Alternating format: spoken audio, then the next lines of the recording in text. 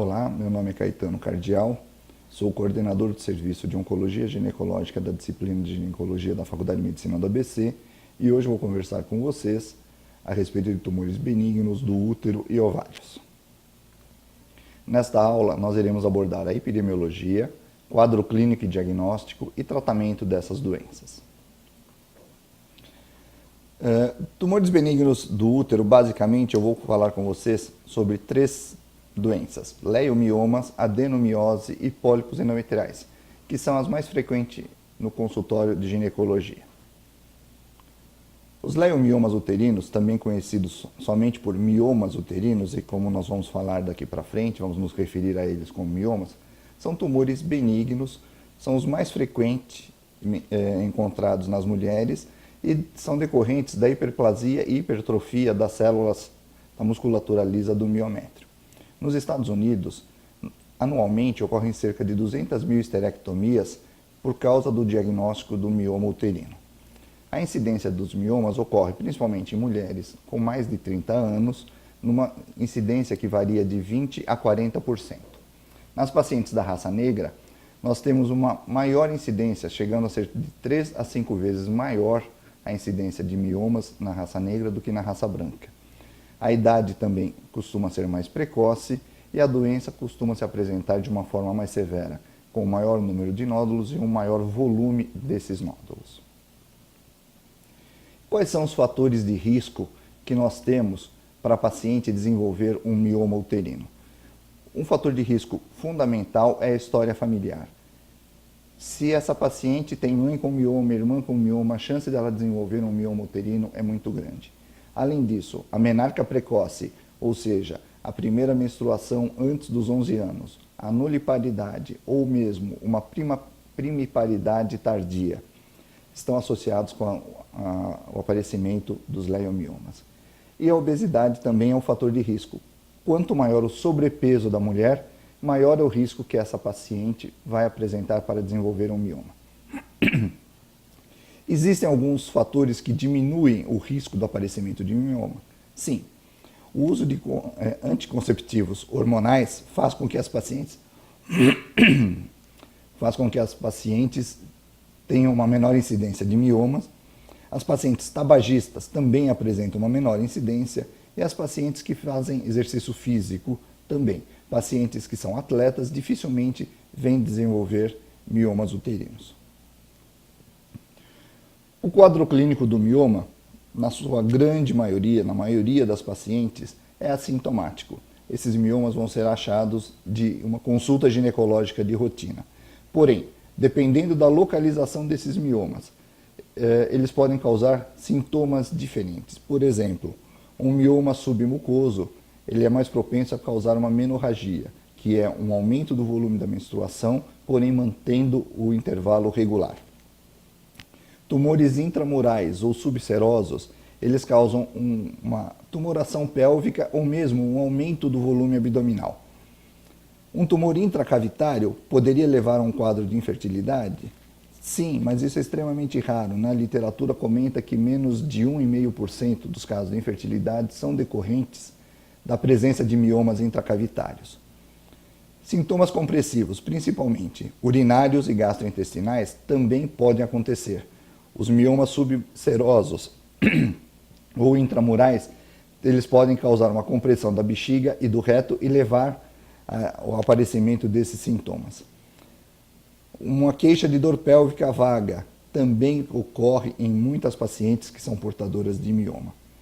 Mioma, como eu disse, é um tumor benigno. Entretanto, ele pode ter uma transformação maligna? Sim. Existe o que nós chamamos de degeneração sarcomatosa, que é extremamente rara e vai ocorrer entre 0,2% a 1,4% dos casos de mioma uterino. O diagnóstico do mioma uterino, como mesmo já disse, normalmente essas pacientes, na sua grande maioria, vão ser assintomáticas. Então esse diagnóstico muitas vezes é um diagnóstico incidental.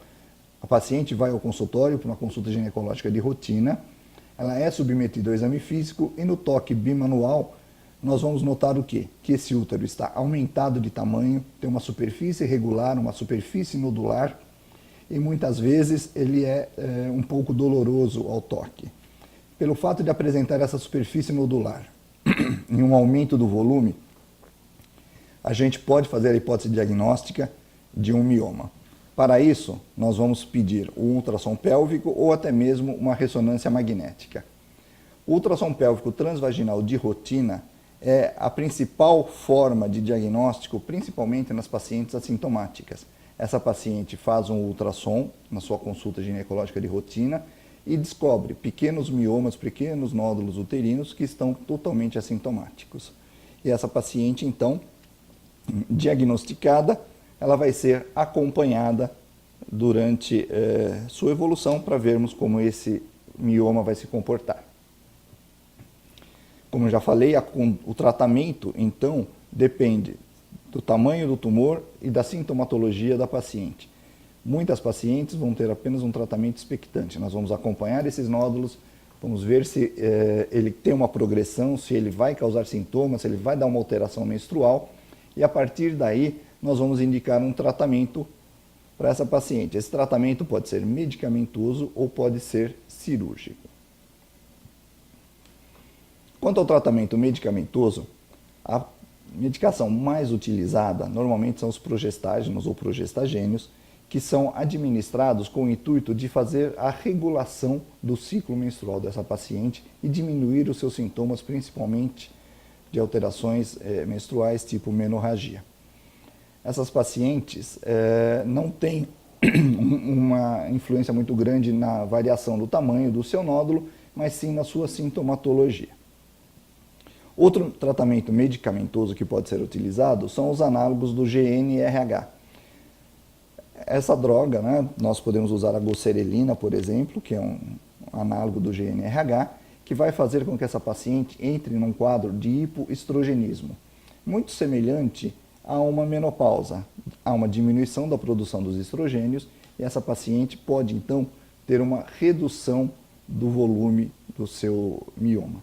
Essa redução pode ser para o tratamento dos sintomas ou até mesmo numa paciente que está com alguma dificuldade de engravidar, que o mioma possa ser a causa, nós teremos uma redução desse volume, o que vai facilitar o tratamento cirúrgico. Algumas pessoas também na literatura descrevem o uso de moduladores seletivos do receptor de estrogênio. Esse modulador seletivo é conhecido como SERM, e é utilizado como um adjuvante no tratamento de câncer de mama. Ele vai fazer com que os receptores estrogênicos sejam ocupados. Há alguns relatos na literatura que esses moduladores poderiam ter ação sobre os miomas uterinos, porém a literatura não tem um consenso sobre isso e parece que essa modulação sobre o mioma seria muito pequena. E nas pacientes pouco sintomáticas, nós poderíamos usar os anti-inflamatórios não esteroidais, não hormonais. Os anti-inflamatórios, eles teriam uma ação de diminuir a dor pélvica dessas pacientes, e em alguns casos também poderiam reduzir o fluxo menstrual dessas pacientes. Tratamento cirúrgico dos miomas, Quando você tem um tratamento medicamentoso que não surtiu o efeito adequado, ou essa paciente já tem prole constituída, está apresentando sintomas e há uma necessidade da resolução desses sintomas, nós indicamos um tratamento cirúrgico. O tratamento cirúrgico mais tradicional realmente é a esterectomia, como mostrei o número de casos de esterectomia que são realizados nos Estados Unidos. Porém, hoje existem algumas outras formas de tratamento. A embolização do mioma, que seria feita através de uma cateterização da artéria femoral. O catéter será introduzido até a artéria uterina. Nessa artéria uterina se faz uma angiografia, se vê a vascularização do mioma e se faz, então, a embolização desses vasos, o que vai diminuir a nutrição e vai levar esse mioma a uma isquemia. Quais são os problemas desta embolização? Normalmente, as pacientes apresentam cólicas de moderada a forte intensidade e algumas vezes febre, podem apresentar também náuseas e vômitos. As pacientes são medicadas para esses efeitos colaterais do tratamento e muitas vezes a embolização não consegue fazer com que o mioma reduza significativamente, mas talvez tenha uma redução que vai facilitar a indicação de um tratamento cirúrgico conservador. Esse tratamento cirúrgico conservador é o que nós chamamos de miomectomias, e elas podem ser feitas por via laparoscópica, no caso de mioma subseroso, ou mioma pediculado, ou mioma intramural. Caso o mioma seja submucoso, a ressecção dele, então, deve ser feita pela histeroscopia cirúrgica. O próximo tumor benigno que nós vamos comentar, de útero, é a adenomiose. A adenomiose ela pode ser definida como a presença de tecido endometrial no miométrio, o que vai produzir um aumento difuso do útero ou até mesmo formação de um nódulo na parede uterina. A incidência varia de 50% a 70% das mulheres na faixa etária dos 40 a 50 anos, das quais apenas 3 a 35% são assintomáticas. Essa variação grande de 5 a 70% foi feita com peças de histerectomias que foram realizadas, mesmo por outras indicações que não a adenomiose. E foi constatado que nesse útero havia presença de adenomiose, mesmo sendo assintomático. A causa da adenomiose é desconhecida. O quadro clínico da adenomiose, nós devemos pensar o seguinte: pacientes que têm cirurgias uterinas, que são multíparas e que apresentam um quadro clínico de uma menorragia ou uma metrorragia, uma dismenorreia progressiva, um aumento do volume uterino, uma dor pélvica crônica, dispareunia ou até mesmo infertilidade, nós devemos pensar que essa paciente pode ser portadora de adenomiose. Após a anamnese, nós vamos fazer o exame físico, onde nós vamos constatar um aumento do volume uterino e muitas vezes queixa de dor à palpação desse útero devido à adenomiose. O ultrassom pélvico nessas pacientes normalmente mostra uma área de grande aumento de ecogenicidade com margens indefinidas, numa penetração do miométrio e um aumento difuso do volume uterino. A ressonância magnética também ela é importante, porque além de mostrar a adenomiose, pode mostrar se essa paciente tem outros focos que seriam de endometriose. Mas no útero se verá na ressonância uma massa de limite indefinido em profundidade no miométrio. O tratamento da adenomiose também pode ser medicamentoso ou cirúrgico. O tratamento medicamentoso é muito semelhante ao tratamento do mioma. Nós podemos usar nas pacientes oligossintomáticas os anti-inflamatórios não esteroidais, que vão provocar uma diminuição da dor e uma diminuição do sangramento menstrual dessa paciente. O uso de contraceptivos hormonais também está indicado e podem ser administrados tanto de forma cíclica como uso contínuo, fazendo com que essa paciente não menstrue e não tenha sintomas. Os progestagênios também são utilizados para tentar regular o ciclo menstrual da paciente e levar a uma melhor qualidade de vida e até mesmo uma diminuição das cólicas que as pacientes apresentam durante o ciclo menstrual. Da mesma forma, os análogos do GnRH vão levar a um quadro de hipoestrogenismo, fazendo com que essas pacientes entrem em um repouso do seu ciclo menstrual, não tenham ação estrogênica sobre essa adenomiose, havendo uma redução do volume da mesma. Uma outra forma muito comum de tratamento dos sintomas da paciente com adenomiose é o uso do sistema intrauterino de levonorgestrel. O levonorgestrel é um progestagênio que é introduzido como se fosse um DIU, um dispositivo intrauterino, desses que se utiliza para evitar a gravidez, e ele tem uma liberação lenta, numa dose pequena, que teoricamente não tem uma absorção sistêmica e vai agir principalmente no endométrio dessa paciente. Quanto ao tratamento cirúrgico, basicamente nós podemos fazer a ablação endometrial por uma histeroscopia, onde nós retiramos a camada do endométrio e isso vai fazer com que a paciente não tenha mais sintomas menstruais. Ou, nas pacientes com prole constituída, nós podemos fazer a histerectomia, que é a retirada do útero da paciente. Os pólipos endometriais são o terceiro tumor benigno que nós vamos conversar. São projeções do tecido endometrial com distribuição irregular das glândulas endometriais, um estroma hipercelular que acomete o endométrio. A incidência é de 7,8% a 34% nas mulheres com sangramento uterino anormal, é mais comum em mulheres na peri e pós-menopausa e ocorre em 12% das mulheres assintomáticas. Como já falamos, 12% das pacientes que têm pólipos são assintomáticas. Nós podemos ter como queixa principal um sangramento uterino. Esse sangramento uterino chama mais atenção nas pacientes na perimenopausa e na pós-menopausa, porque os pólipos têm um risco de malignidade que varia, de acordo com a literatura, de 2% a 23%, sendo que a obesidade e o diabetes aumentam o risco dessa malignidade. Nesses casos, a indicação de retirada do pólipo para a gente poder saber se há algum sinal de malignidade ou não. O diagnóstico é feito através do ultrassom pélvico. Muitas vezes esse ultrassom pélvico é de rotina. Numa paciente assintomática, nós vamos ver que ela tem a presença de um pólipo que não está causando nenhum sintoma. Ou pacientes que já apresentaram sangramento, você fez o ultrassom, tem o pólipo, essas pacientes são submetidas a uma histerectomia para ressecção desse pólipo, para um estudo anatomopatológico. Então, nas pacientes que se encontram na menacme e são assintomáticas e têm pólipos endometriais, nós temos uma conduta expectante. Nas pacientes na pós-menopausa, que são sintomáticas, nós vamos realizar a ressecção desse pólipo por histeroscopia. Esses eram os tumores uterinos que nós iríamos comentar. Agora vamos passar para os tumores benignos do ovário.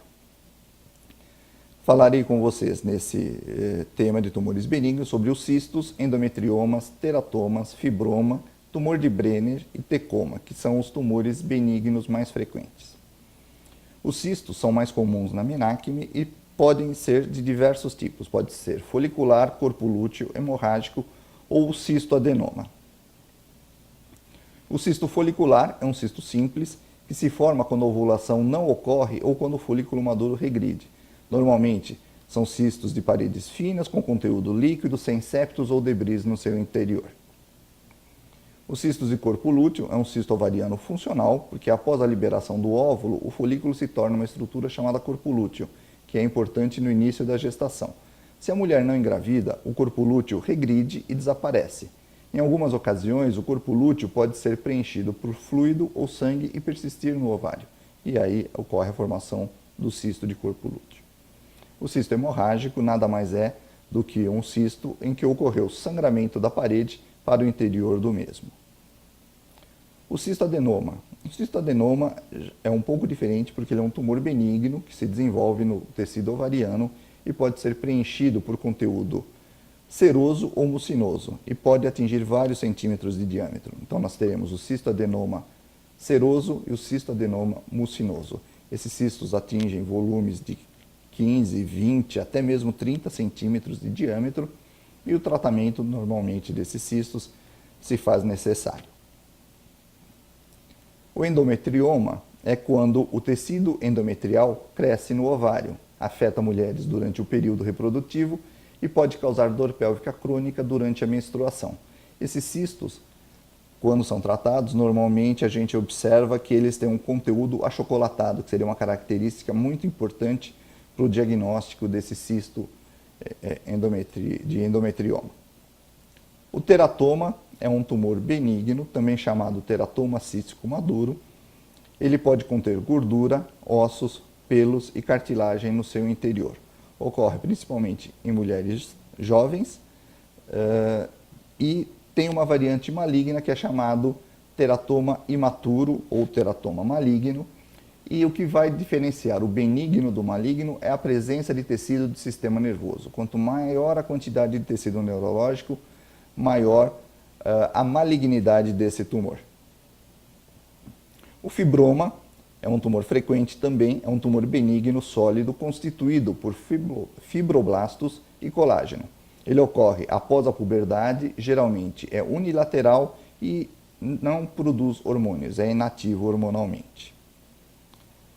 O tumor de Brenner é um tumor benigno sólido, tem uma variante maligna, mas é apenas cerca de 2% dos casos, ocorre principalmente após os 40 anos, é unilateral, tem uma incidência de 1 a 2% dos tumores benignos de ovário. E o importante é a característica histológica, porque tem ninhos de células epiteliais em meio ao estroma e à fibrose. Essas células sofrem uma degeneração cística do seu núcleo e nós vamos ter a célula chamada em grão de café, que vocês podem ver nas setas na figura. O tecoma é um tumor benigno sólido unilateral, ocorre frequentemente após os 50 anos e está associado a manifestações estrogênicas benignas nas pacientes. Quais são os fatores de risco para o aparecimento, principalmente dos cistos ovarianos? Uma história prévia de cisto, ciclos menstruais irregulares, porque se essa paciente tem uma menstruação irregular, ela provavelmente vai ter anovulação e isso vai fazer com que apareçam principalmente cistos simples de ovário. A obesidade, uma menarca precoce. A infertilidade pode ser uma causa de aparecimento dos cistos ou pode ser uma consequência. E o hipotireoidismo também tem uma influência no aparecimento desses cistos. O quadro clínico pode ser caracterizado por um sangramento menstrual irregular, uma sensação de peso ou desconforto em abdômen inferior ou na pelve, uma dor pélvica durante o período menstrual, que pode ser sentida na dor lombar baixa, principalmente nos cistos endometrioides, dor pélvica após exercício físico ou relação sexual, pressão ao urinar ou evacuar, principalmente no cistoadenoma, que ocorre em volumes maiores geralmente, náuseas ou vômitos, principalmente naquelas pacientes que têm cistos que torceram, dor vaginal e, como já falei, infertilidade. O diagnóstico é feito através do exame físico, no exame de toque bimanual, você, a hora que vai examinar os ovários, você vai notar um volume ovariano aumentado e algumas vezes doloroso. O ultrassom e a ressonância magnética também são importantes no diagnóstico, dando características e a ressonância principalmente podendo caracterizar se essa paciente tem um cisto endometrioide e tem endometriose associada. O tratamento. Normalmente, os cistos funcionais são os mais frequentes e desaparecem sozinhos, não precisa de tratamento nenhum, apenas um acompanhamento. Se esse cisto persistir, nós devemos introduzir o uso de anticontraceptivos hormonais, que fazem com que essa paciente tenha uma regressão dos cistos. Os endometriomas acima de 4 centímetros e os cistos com mais de 6 centímetros de diâmetro, o tratamento cirúrgico deve ser instituído devido ao risco de torção. Se ocorrer a torção, essa paciente vai ter uma dor pélvica intensa, associada a náuseas e vômitos e vai ter que ser submetida a uma cirurgia de urgência. Os tumores sólidos ovarianos, especialmente após a menopausa, também a indicação é de tratamento cirúrgico devido à dúvida de malignidade que eles podem causar.